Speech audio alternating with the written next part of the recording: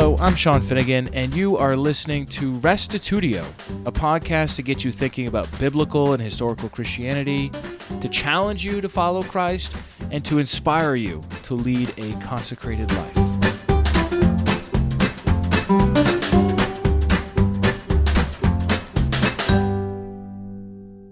In our last episode, we laid the theological foundation for a new covenant doctrine. That is the idea that Christ fulfilled the law and ratified the new covenant, which opened up a new way of relating to God apart from obedience to Torah. Now we will discuss a number of texts that sometimes confuse Christians into thinking the law is still in effect today. We'll cover Jesus' obedience to Torah, several scriptures that imply Torah is forever, the Sabbath's association with creation, and a number of prophecies that mention keeping aspects of the law in the kingdom. Although I realize these are not all of the texts and strategies that Torah-observant Christians use to make their case, these are some of the significant ones. Here now is Theology, Part 24, Challenging the New Covenant.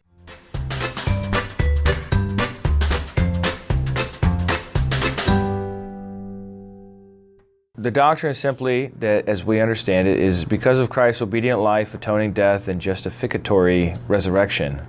All right, that's a little snobby. It should probably just be justifying resurrection. He has opened up a new way of relating to God via the new covenant. Thus, the old covenant, the law of Moses, is obsolete for both Jews and Gentiles. And I chose that word obsolete on the basis of some of this one text in Hebrews and the translation I have for that, which said that it's because there's a new way or a new priesthood, that it's the old way is obsolete. So these would be verses that are sometimes used by folks to show that the law is still in effect. So Hebrews 4:15 is a text that says that Jesus never sinned, and you're thinking, well, why in the world is that relevant? What I had to do for this one, as I often do, is I had to look at other people and what they said about it, because I'm not as practiced at knowing what all the difficult texts are on this one. Hebrews 4:15 says, "For we do not have a high priest who is unable to sympathize with our weaknesses, but one who in every respect has been tempted as we are, yet without sin." So in the context of Jesus' life, sinless means he kept the law. Almost by definition. Yeah, or by definition. In a Torah observant period, sinless means you kept the law. So then, what's the response? Just because Jesus kept the law doesn't mean we should continue to keep it, especially if his whole mission was to open a new way to relate us to God. And what I think of here is the beginning point of Torah, which we can observe in the incident in Numbers 15:32 with the guy who picked up sticks. So here we have the people are in the wilderness. They have received the law at this point, or at least some portion of it, certainly the Sabbath aspect of it. And this guy is picking up sticks. This is Numbers 15:32. It says, "While the people of Israel were in the wilderness, they found a man gathering sticks on the Sabbath day. And those who found him gathering sticks brought him to Moses and Aaron and to all the congregation. They put him in custody because it had not been made clear what should be done to him."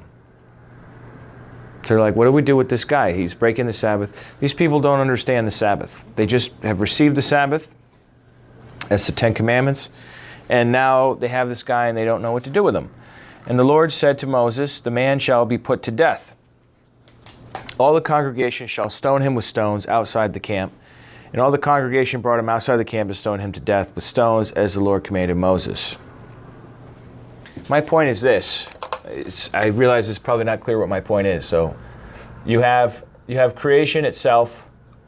If this is like a timeline, okay, with time going that way to the right, we have creation and whatever is in place there. We have the certainly the fall, and then we have Sinai. Sinai is the mountain on which the law or the Torah, or the covenant, was cut or given by God through Moses to the Israelites, okay?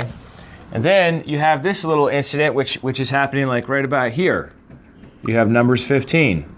where this guy is gathering sticks. He's already received the covenant that now on the Sabbath, you're not supposed to work and gather sticks and whatnot, and this guy's breaking it. So the question is, what do we do with him? They don't know. So they ask God. God says to stone him. Then over here, we have the cross, which sets up the new covenant, or ratifies the new covenant. So the way I'm looking at it then is that you have an age of Torah where you have a beginning and you have an end of it, where it is the way God has chosen to relate to his people. Now, the understanding of covenant is that it's not just a set of principles or rules, but it is in fact a way that you can relate to God. It's a way that God has agreed to relate to you, and a way that you have agreed to relate to God. And what I mean by that is, if you think of, like, for example, a marriage covenant. You enter into a marriage covenant, like Josiah. He got married.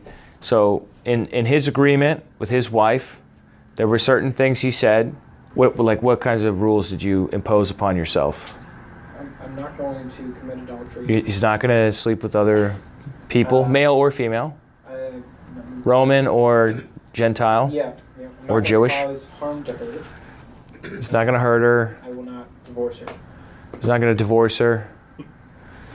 That's a very minimal set. I mean, do you think you're going to love her at all, or is that, or cherish, sustain? These are the words we used to use. What do they use in Canada? Yeah, all those words. That's the tradition. I mean, this is obviously not in the Bible, the wedding ceremony. You bound yourself to her, and you have agreed to relate to her with those restrictions in mind. And then she agreed to you the same. And because of those rules, those boundaries, those restrictions, you have freedom within the covenant to be vulnerable. Freedom within that covenant to be who you really are, and not to put up a front like you do when you're dating. Nobody smells as good as they do when they're dating, right? In real life, you don't actually smell like that. You make it look, you make it appear, in a sense, you're deceiving the other person. But they know you're deceiving them, and they're deceiving you too. And everybody's just okay with it. So my point is, this is a defined period where God said, I'm going to relate to the people a certain way, and he enumerated the covenant requirements, and then he enumerated the blessings and the curses. So the requirements are, like, for example, the 10 Commandments would be the basic requirements. And then the other 603, however many there are. And then there were the blessings and the curses. And so if you abided by what God said, if the people abide, it's usually corporate, if the people abide by what God said, then they are going to be blessed. And if they don't, then they're going to suffer these curses. And he had the people say the curses on Mount Gerizim, the blessings on Mount Gerizim, and the curses on Mount Ebal. Do you remember this? Did you read the Old Testament? Yeah, they shout back and forth. Yeah, he remembers it. So the idea is that is the covenant that is set up, and that it has a beginning point, and as far as I understand it, it has an end point when the new covenant is ratified. And the new covenant is a new way to relate to God, and it's through Christ rather than through the old identity markers that labeled you in a covenant relationship with God, namely circumcision and probably some food laws. All right, now when Jesus spoke on this, he said, and this is another important text, Matthew 5:17-20, he said, "Do not think I have come to abolish the law or the prophets. I have not come to abolish them, but to fulfill them. For truly I say to you, until heaven and earth pass away, not an iota, not a dot will pass from the law until all is accomplished." So this is a very strong statement, wouldn't you say? On the one hand, it says that Jesus didn't come to get rid of the law. Instead, he came to fulfill it. But then there is this idea that a cessation might be in view in verse 18, where he says, until all is accomplished. So during his lifetime, Jesus is keeping every dot, if you've ever seen Hebrew, there are all these dots, right? And then the iota is probably a yod. It's this little... Isn't it iota? Yeah, the equivalent. Yeah, it'd be the equivalent. So it's just basically a Y in English. So you have like Hebrew letters. It's a tiny letter. It's just not a big letter. It's just like a little apostrophe, basically. Okay? So Jesus is saying not even the smallest vowel or consonant is going to drop out until all is accomplished. But the implication is that once it is accomplished, you could interpret this as it will pass away. Verse 19, therefore, whoever relaxes one of the least of these commandments and teaches others to do the same will be called least in the kingdom of heaven, but whoever does them and teaches them will be called great in the kingdom of heaven. For I tell you, unless your righteousness exceeds that of the scribes and Pharisees, you will never enter the kingdom of heaven. So sometimes people have said Jesus is teaching that he did not come to abolish the law. He practiced the law is still in effect today. We grant that Jesus did not come, and in his ministry, his purpose was not to defy or challenge the law. His purpose was to fulfill the law, was to keep the law, and he kept the law as the quintessential Israelite, fulfilling the law, and as a result of that, bringing that to an end. So the analogy that N.T. Wright uses on this is of booster rockets, because sometimes Christians, at least from the time of Martin Luther forward, have said that the law was bad, and it's a burden and a straitjacket, and it's a negative principle that shows you your sin, that God's purpose for the law was solely to show you that you're a worthless maggot, incapable of keeping the law, okay? And so the law, in a sense, is a mirror to show you how pathetic you are morally. And so this is what we call the old perspective on Paul. Then the new perspective on Paul, which more scholars are familiar with and teaching today, is that actually the law was a good thing. And N.T. Wright's a proponent of the new perspective. The law was a good thing, but it has now fulfilled its purpose. And that's like booster rockets on a Falcon Heavy, right? You guys saw that one? Elon Musk launched the Falcon Heavy. It had 3 booster rockets on it. The booster rockets get it up into space, and then they detach and they fall back to the Earth. Now, does anybody say that booster rocket is bad or there's something wrong with it? No, it's fulfilled its purpose. It got us into space. And so we have this text like in Galatians 3:24 where it says, so then the law was your guardian, our guardian, until Christ came, in order that we might be justified by faith. But now that faith has come, we are no longer under a guardian. And so this is this booster rocket analogy. The law was good, it was holy, it was from God, it was how he chose to relate to his people, but now that it has gotten us to Christ, we are now related to God through Christ and through what he has accomplished rather than through the law as the main way of relating to God.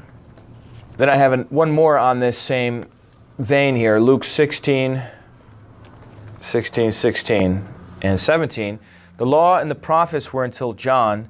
Since then, the good news of the kingdom of God is preached, and everyone forces his way into it. But it is easier for a heaven and earth to pass away than for one dot of the law to become void. I think the implication here is until Jesus finishes his work. So long as he was in his ministry, so long as that was the situation, nothing could invalidate the law.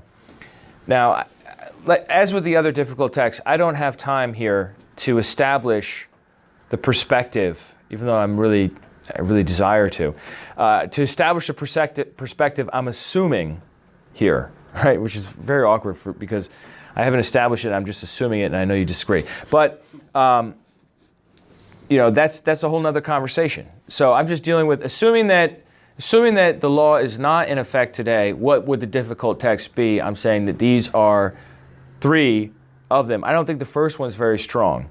But the next 2 are ones that you do need to be able to understand and have responses to. So these are ones related to Jesus specifically. Then we get to another category of what we call perpetual ordinances.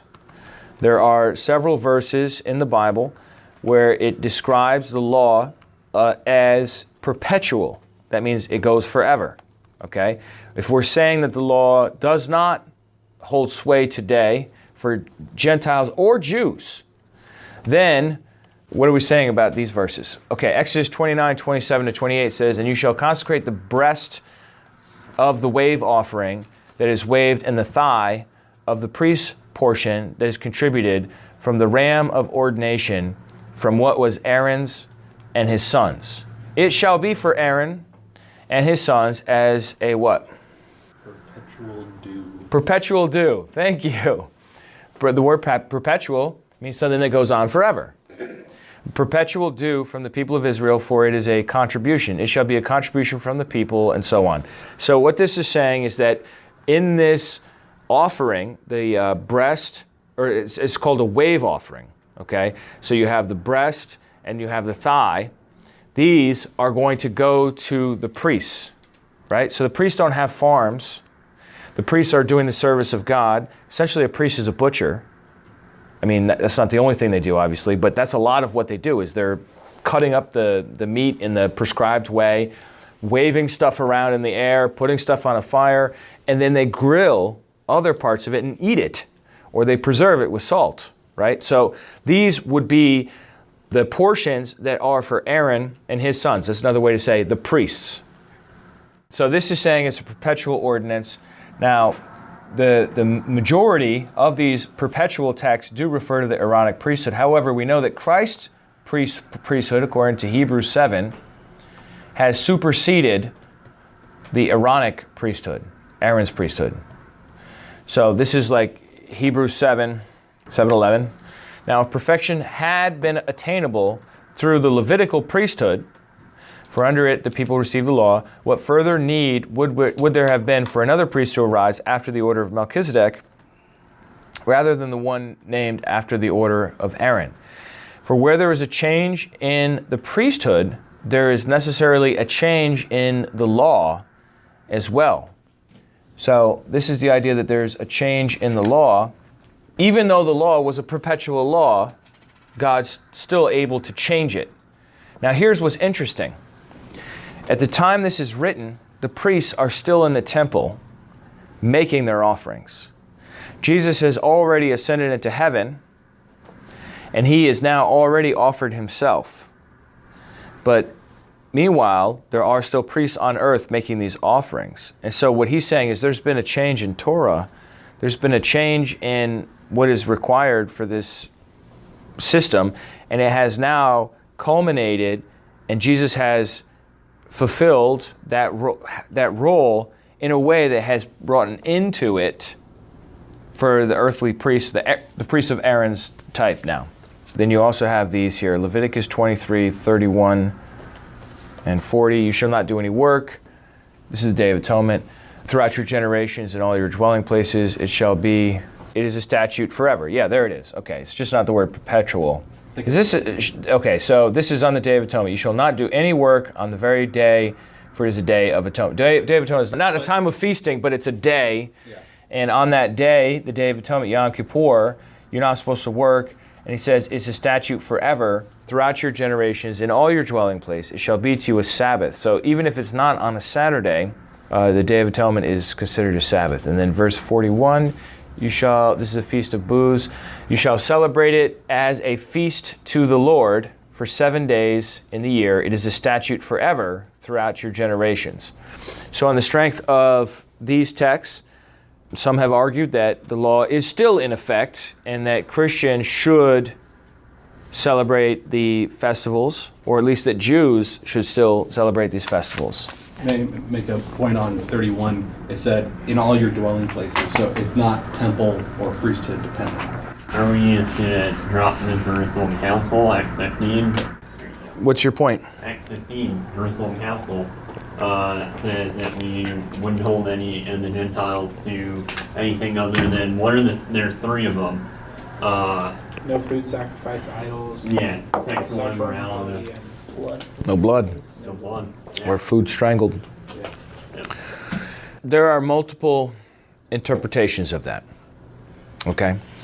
And I've met some folks that have argued that the next line invalidates that, where it says you have Moses. They have Moses taught. What is it? How's it go? For Moses is preached in the synagogues every Sabbath. Moses is preaching in the synagogues every Sabbath. So it's like he wasn't really saying you have to do away with that. I don't find that at all convincing, obviously, or else I wouldn't be on this side of it. I think it's very clear from the scriptures that Gentiles are not in any way obligated to keep the law because of, not just because of Acts 15, but because of Galatians, Romans. It seems to be like the whole point of what Galatians and Romans is saying is that Gentiles can be brought into the family of God without circumcision, kosher restrictions, and holy days. Yeah, the typical Jewish markers. Jewish identity markers. All right, so let's look at some other stuff here. Here's another thing that comes up, another subject, is that Sabbath is at creation, and as a result of that, is still in force for all people today. And so we see in Genesis 2:2, it says, on the seventh day, God finished his work that he had done, and he rested on the seventh day from all his work. And then it says very clearly in verse 3 that God blessed the seventh day and made it holy or separate because on it God rested from all his work that he had done in creation. Then, when we get to Exodus chapter 20, verse 9, in the Ten Commandments, this is the Sabbath ordinance. It says, 6 days you shall labor and do all your work, but the seventh day is a Sabbath to the Lord your God, and that you shall not do any work, you or your son or your daughter, your male servant or your female servant or your livestock or the sojourner who is within your gates. For, in other words, because in 6 days God made the heaven and the earth and the sea and all that is in them, and rested on the seventh day. Therefore the Lord blessed the Sabbath day and made it holy. So this is a forward argument in the sense that Exodus 20 is looking to creation and saying, because God did that, we are going to do that. It's like looking forward. Well, I guess it's looking backwards at what God had done and then making a commandment going forwards. However, there are plenty of folks, and I don't know what the Jewish position is on this, but I know the Seventh-day Adventists that I've talked to has said that they always kept the Sabbath. Although it's not written, people were supposed to keep the Sabbath. And the people, like always. Before Torah came, from creation on, the Sabbath has always been... And not just, like, all people. Right, well, people back then, there were no Jews, obviously.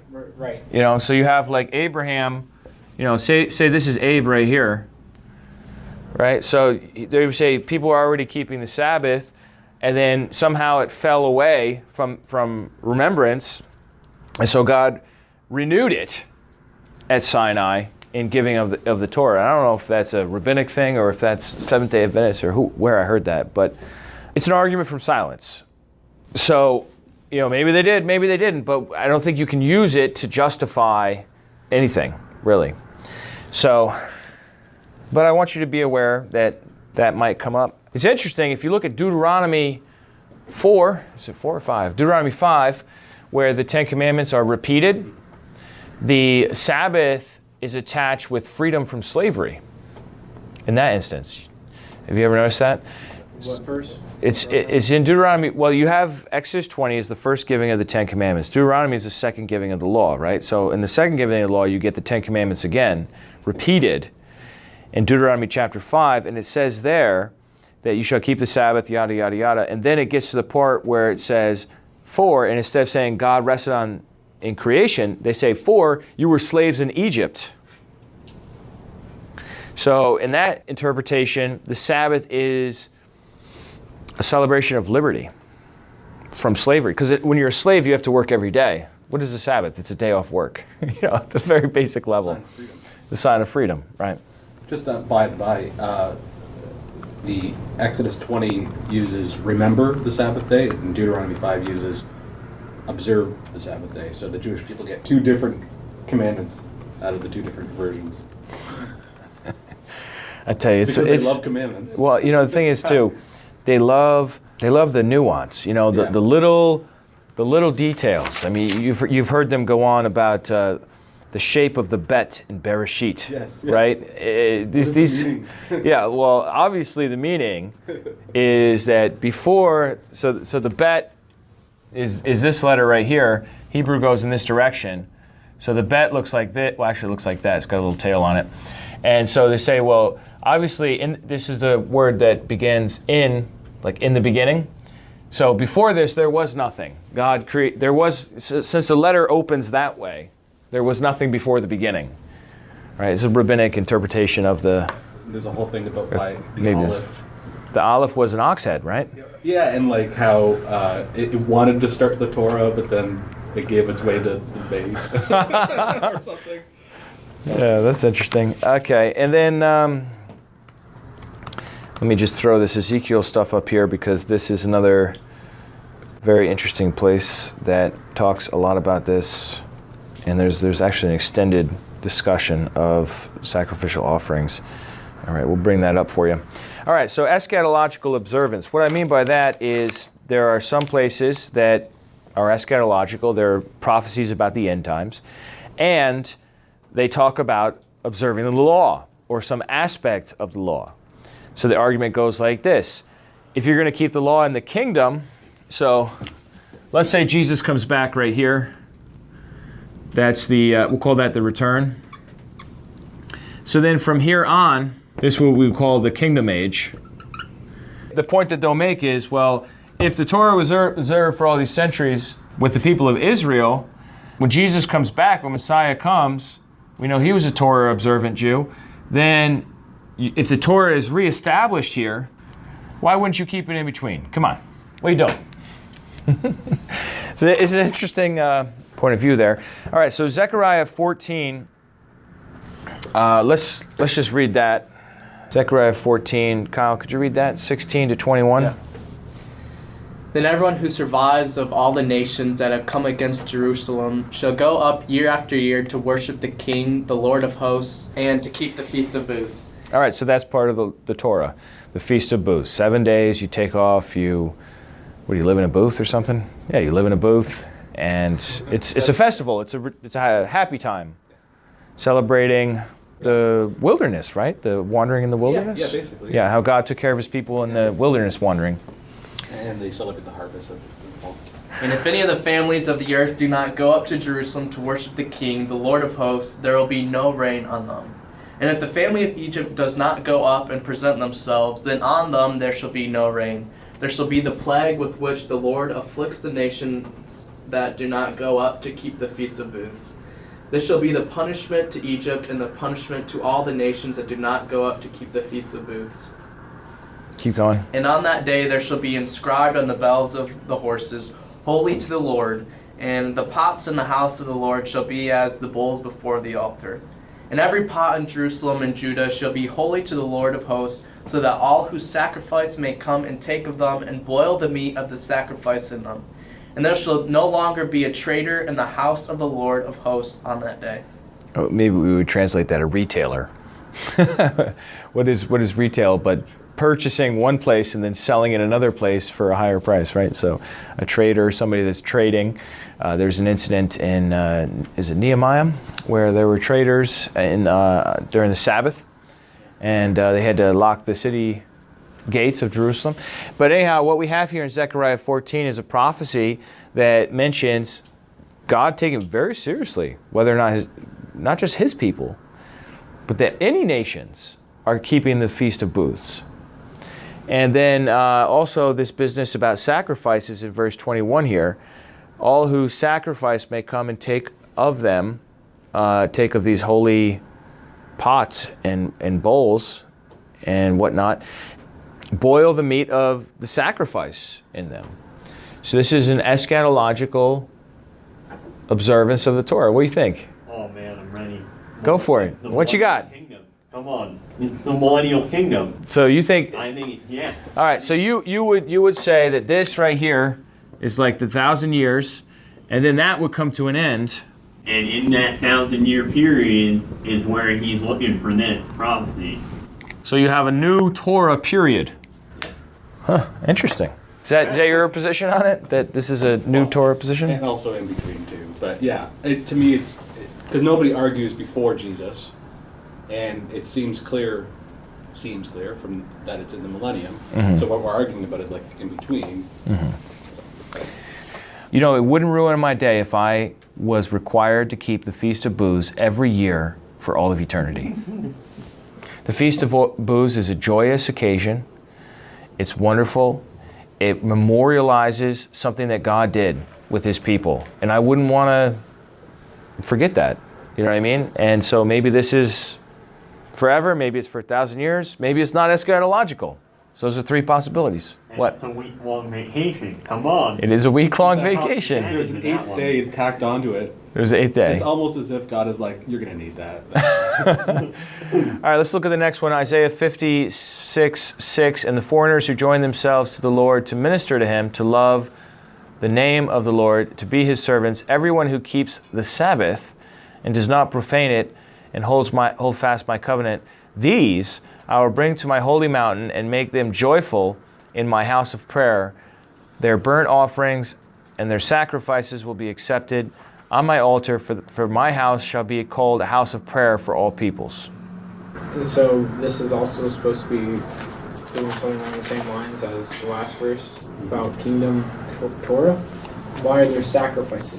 So yeah, this brings up the whole subject of sacrifices. We did actually see sacrifices in Zechariah 15 as well.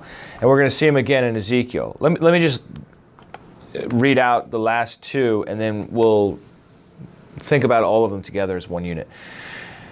Because verse 20, this is 66:22, says, for as the new heavens and the new earth that I make shall remain before me, says the Lord, so shall your offspring and your name remain. From new moon to new moon and from Sabbath to Sabbath, all flesh shall come to worship before me, declares the Lord. They shall go out and look on the dead bodies of the men who have rebelled against me, for their worm shall not die and their fire shall not be quenched, and they shall be an abhorrence to all flesh. I think this is a weak one because it doesn't actually say Sabbath observance. It's just using that as a marker of time. And that's how they measure a month, is new moon to new moon, and that's how you measure a week, is Sabbath to Sabbath. So this one I think is fairly weak. And then we get to Ezekiel 40. This whole section really goes from 40 to the end, 40 to 48. Has anybody ever read the 40s of Ezekiel? It's kind of like a vision. It's a vision of a new temple. And he gets very specific in what he sees in this vision. And I would say most people, not everybody, but most people see this as, from chapter 40 to chapter 48, as an eschatological establishment or reestablishment of the temple, the sacrificial system, and preserving the Torah, the law. So Ezekiel 40, verse 38 says, there was a chamber with its door in the vestibule of the gate where the burnt offering was to be washed. And in the vestibule of the gate were two tables on either side on which the burnt offering and the sin offering and the guilt offering were to be slaughtered. So this is interesting. There's also a whole extended section, I'm not going to read, in 45 to 46 that talks about the sacrifices. Now, there are different ways to handle Ezekiel 40. Some people say it's the kingdom age. Some people say it's just limited to the millennial part of the kingdom. And some people say that this was a prophecy, a conditional prophecy for the rebuilding of the temple. And Zerubbabel and Joshua, who were supervising the rebuilding of the temple, did not do it according to this pattern. So it was not followed. Like, this was the pattern that God's prophet gave, and they did not follow the pattern, and that's why the glory of God did not come into the temple, for example. So that's another whole way of thinking about this.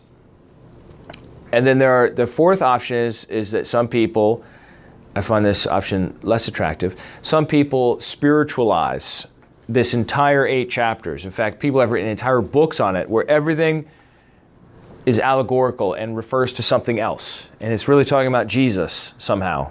Well, there is like a Jesus figure at one point. So I can see how you get that. But like everything relates to the ministry of Jesus or relates to other things. So these are options on Ezekiel 40. But I want to just give you this one quote. This is from a website called letusreason.org. It says, the problem is easily solved. Maybe not this one in Ezekiel 40, but the problem in Zechariah and Isaiah 56 with these unspecified sacrifices, right here, like where it says, they'll come sacrifice and boil the meat and so on, that this is easily solved if we view them as commemorative rather than efficacious. So the sacrifices, they say, will be a memorial, just as communion today is practiced looking back. They will not be for propitiation or efficacious, they will have no power to redeem, but are a reminder of what took place. I think it's important to realize, too, how ancient sacrifices worked. It was an animal killed, but it's not like you put the entire animal on the fire. You cut the animal up. There are certain parts of the animal you do not burn, like the intestines, the nasty parts. Those you would put outside the camp. Then there would be certain parts of the animal, or a certain part of the animal that you would burn. You would just turn it to smoke. And then you would have other parts that you would grill and you would eat. And it was a holy meal. This is what we call today a barbecue. So, what I'm saying is, if there are sacrifices in the kingdom, it's not going to ruin it by day, because I like barbecue. And to do it in honor of God would be great. Or maybe you have another hypothesis. I guess my bias is that Jesus was the ultimate sacrifice.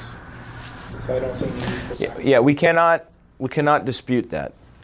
There's no question about that.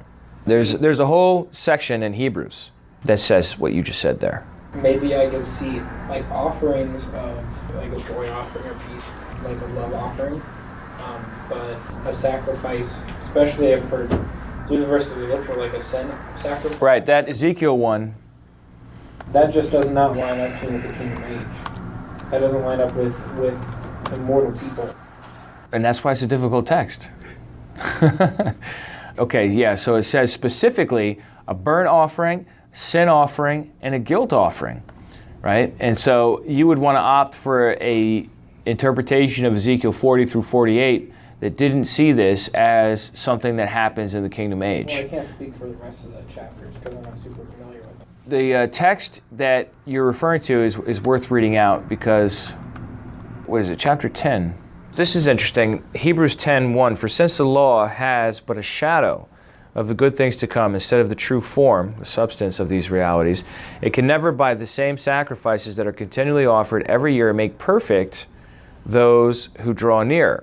Otherwise, would they not have ceased to be offered, since the worshippers, having once been cleansed, would no longer have any consciousness of sins? But in these sacrifices there is a reminder of sins every year. For it is impossible for the blood of bulls and goats to take away sins. Consequently, when Christ came into the world, he said, sacrifices offering you have not desired, and so on. For every priest, verse 11, stands daily at his service, offering repeatedly the same sacrifices which can never take away sins. But when Christ had offered for all time a single sacrifice for sins, he sat down at the right hand of God. For by a single offering he has perfected for all time those who are being sanctified. Do you think that the animal sacrifices ever granted anyone salvation? No. Like forgiveness of sins so that you can be in the kingdom? Yeah, me neither. So Jesus is the only sacrifice that matters. Right. Well, I wouldn't say that. I would say if you're living under Torah They're important. and you say, God, I'm not gonna, like there's a law we're gonna see in a bit here where if you mess around with your female slave, you got to give God a ram as a guilt offering, as punishment. If you can't just say, oh well, I believe that this is all on a credit card and it's going to be paid by somebody else later. You couldn't like defy that in the moment, because so far as what light God had given you, this was the system He put in place. Mm-hmm. Now whether it was, what makes it efficacious, what makes it actually work, is the fact that God accepts it. It's not that it's equal to your life or something like that. I think so often we default into that point of view, and it's not a biblical mindset at all. Yeah, those people. Not that I'm disagreeing with what you two just said. I think you're right. Jesus' sacrifice is what actually pays for all sins backwards and forwards. Do you think that he accepts the bull or the ram bull, or does he accept the fact that you accept that you've given it? You see what I'm going? Yeah. I don't know, man. That's you're getting deep on me now. I don't know what God. That's like asking me the inner workings of God's mind. Isn't that like baptism? Like, is the actual act of water, being immersed in water, like? Is there some magic No. We to have it? a verse that says it's not the removal of the But he still wants us dirt to- from the flesh. He says it's the answer of a clean conscience, right? So it's like, yeah, this is the physical ordinance, but it's done in the right heart.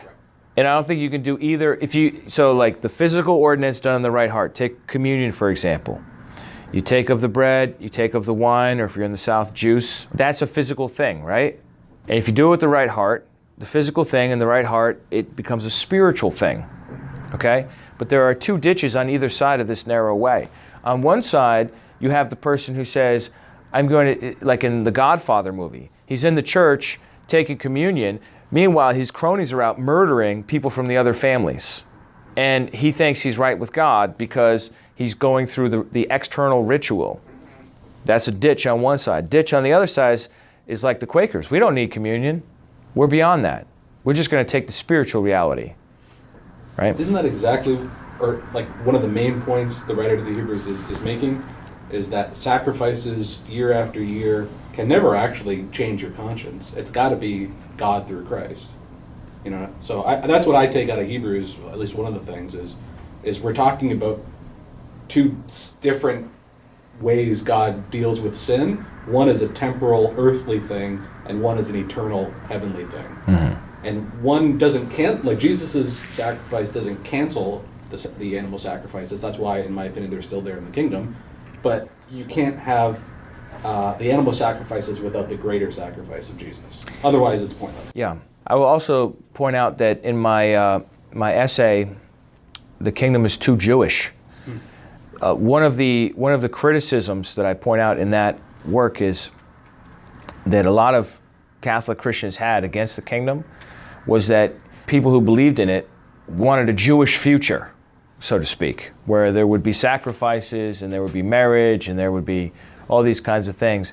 And that's what they singled out as reason why they couldn't believe in the kingdom at all as a literal future reality, and rather thought of the kingdom as a spiritual reality and applied it to the church.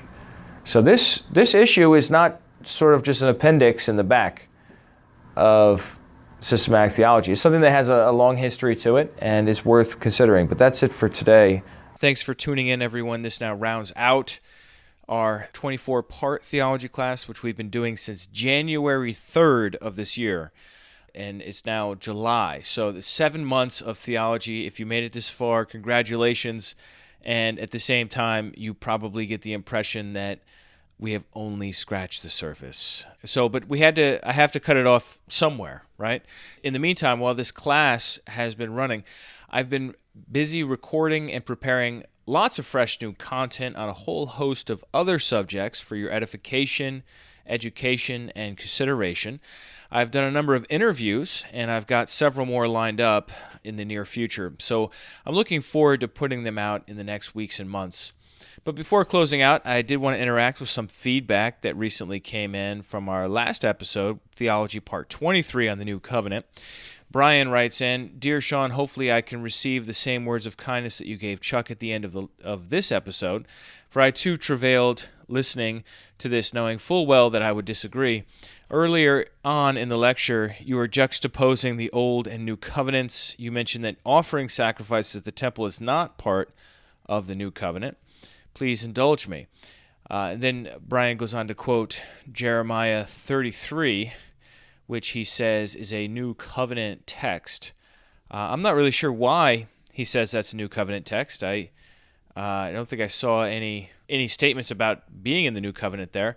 It seems to be an eschatological text for sure, and it definitely touches on this whole idea of how can there be Levitical priests in the kingdom. which we touched on a little bit in this episode here, and it's certainly an interesting subject, but it does not at all prove the case that the new covenant is the same thing as the old covenant. I think it's hard for me to go along with that interpretation. If the new covenant just is the old covenant internalized, it doesn't seem that new to me. And it's really hard to make sense of quite a few statements found throughout the New Testament, not only in Galatians, Romans, Hebrews, but also in 1st and 2nd Corinthians about the ministry of death and the ministry of the Spirit, and just a lot of clear contrasts between the old and the new covenant. So I realize that's probably not at all a satisfying answer to Brian, but I did want to engage a little bit. I don't have a great deal of time, considering this is the middle of the summer and I've got a lot of events I'm involved in, to fully engage in this subject. But I did want to mention to the interested listener that I recently came across a good debate on this whole subject, although it focused on the Sabbath, and that was Steve Gregg versus Doug Batchelor. And I've got a link to that in the show notes for this episode. Steve Gregg versus Doug Batchelor debating whether or not Christians today should keep the Sabbath. And Steve makes some great points there that I didn't make about the word olam and some of these other situations. Of course, a debate is a much longer format than a single seminar, which this episode very much was a seminar, not a lecture, where we were working together to collaborate and figure out what the Bible's saying on these different things. Daniel writes in as well, and he says, I have to respectfully disagree with part of what has been said here. Yes, I am in total agreement that we are not saved by the Torah, but by faith in the blood of Jesus. The thing is that people like the Messianic Jews or Hebrew roots, or even a couple of non-denominational Christians that obey the Torah, know this. People often say we are in a new covenant, but don't even know what are the terms of the new covenant. And the Torah or law is part of the new covenant. So we cannot be part of the covenant if we don't know the law of Yah in our minds and our hearts. Once again, Daniel, I would come against that. I think the whole point of saying it's a new covenant and it's not like the old covenant, which the people break, is that it is different. Jesus said it was new wine and new wineskins, and he did bring to bear a whole new way of living. I think in many ways it doesn't contradict, especially the moral code of Torah, but it certainly goes far beyond what was required in those days. It goes on to make a point about Acts 15, which I had actually mentioned in this episode, where he says that they weren't criticizing observing the law, but the oral law, known today as the Talmud, as a yoke that was impossible to follow. And how Daniel interprets this is that the commandment to just abstain from these 4 or so restrictions was a starting point, and that eventually, according to Acts 15:21, they, through the reading of the law of Moses, Sabbath by Sabbath, they would come to observe the rest of it. Daniel, I do not read it that way at all. I think I would challenge anyone that's on the fence about this, just go ahead and read Acts 15. You've got Judaizers, that is Christians, who are trying to convince Gentile Christians to get circumcised and keep the law. And these people have a sharp disagreement, a strong opposing position to the Apostle Paul. They bring it down to Jerusalem, and the church decides in favor of Paul that Gentiles do not need to get circumcised. They do not need to keep the full law. Instead, they have to keep a series of minimal requirements: no fornication, meat sacrificed to idols, no eating blood or animals that have been strangled. Those very basic, it doesn't even say don't eat pork. Where's the pork? Where's the get circumcised and, become part of the covenant people? I mean, look, there's a newness that even James in Acts 15 can recognize and agree to as far as Gentiles. I think the understanding regarding Jews, whether Jews needed to keep the law, did take a little bit longer to figure out. And that's why I lean so heavily on Hebrews when it comes to my theology for what the Hebrew people should do and how they should relate to God.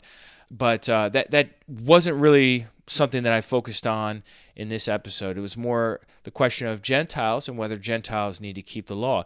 And this is an issue I'm willing to consider more. I don't believe that very many Restitutio listeners are interested in it. I know that there are a couple that are very vocal, and I certainly appreciate their feedback. But I did put out a challenge a while ago for a debate. I haven't received very many responses. So look, if you are interested in debating this subject on Restitutio, or even just recording a very one-sided interview, and then I can record a one-sided interview with the opposing view, I think that would be great. Check out. I would also say check out the Steve Gregg and Doug Batchelor debate, because I think it's worth seeing a lot of these things being talked about in a much more extended time frame. And let's circle back to this issue in the future, as you know, I listen to the other side a little bit more, and as we can find people that are interested in talking about this subject. As far as Converge, I know a lot of you are probably tired of me talking about Converge, but hey, it's coming up. We're super psyched. We've got 322 people signed up so far, and there's a late registration available currently. I believe it's about $20 or so upcharge, where you can still get into some housing. The dorms are actually all full, and we also have a whole bunch of people, over 100 people in fact, staying off campus at different hotels and campsites and that sort of thing. But we do have 20 remaining townhouses. So that's accommodations for 4 people. And you don't have to necessarily register with 3 others. You could just register yourself for a townhouse, and we'll house you with folks. And that might be a great way to meet people if you're interested in that. Or if you have a group, just all register around the same time. This way we'll know that you're together. But we're also running up against our drop dead deadline, which is either Monday or Tuesday of next week. So either this is July 22nd or 23rd, 2019. That would be the final deadline, again, after which you cannot register for this event. So, hey, if you're thinking about it and you're like, oh, Sean, I missed the deadline, I'm so sad, I'm not going to hang out with 322 other biblical Unitarians in the Midwest, fear not, for there is grace and mercy and a little bit of an upcharge. So we might call that personal responsibility. We'd love to see you there if you can be there. And I think it's going to be a really great time. We're going to have powerful praise, lots of Bible teaching, lots of free time, lots of activities for kids or athletically minded people. And I think it's just going to be a wonderful little taste of the kingdom to come. So please come and participate in that if you're interested. Thanks, everyone, for tuning in. Next week, we've got a new interview, so stay tuned for that. And remember, the truth has nothing to fear.